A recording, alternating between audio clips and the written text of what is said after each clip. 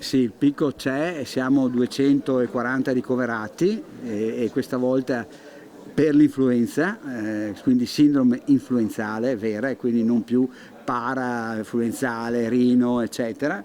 Diciamo che abbiamo soprattutto persone anziane, nessuno in terapia intensiva e questo è positivo, e Covid decisamente abbiamo 3 ricoveri, quindi credo che oggi l'influenza la stia facendo da padrona, quindi il consiglio che do a tutti, quando andate a trovare persone fragili, abbiamo ancora le mascherine, bastano quelle che costano meno, quindi quelle chirurgiche, quelle verdi per capirsi, metterle per evitare di contagiare, se si ha un raffreddore qualcosa che potrebbe essere prodromico all'influenza, per evitare di contagiare le persone fragili, quindi i nonni, il papà, la mamma, il fratello, eccetera, la sorella. La campagna vaccinale è andata bene, come al solito noi siamo il fanalino di coda.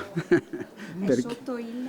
Siamo sopra il 50 ma sotto il 65, che quest'anno siamo andati oltre il 50, siamo intorno al 54-55, gli altri anni eravamo al 48, però gli altri hanno vaccinato di più. Noi paghiamo un po' una fascia di popolazione che decide di non vaccinarsi, chiamiamoli Novax, chiamiamoli come volete, ma decide di non vaccinarsi. Noi rispettiamo tutti e quindi facciamo quello che possiamo fare.